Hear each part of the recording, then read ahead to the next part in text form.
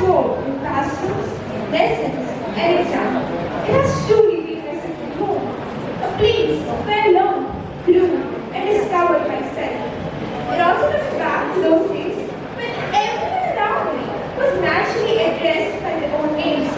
I was the one of the become a man sister. I remember how annoyed I used to get back then.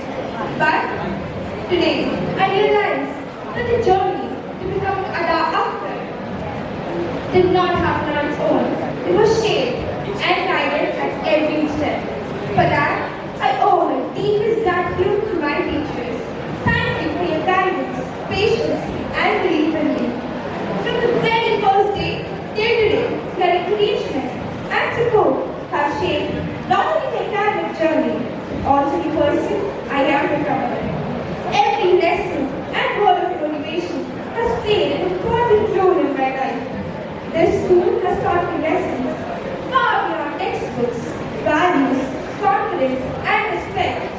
The importance of hard work, lessons that I will carry wherever life takes me.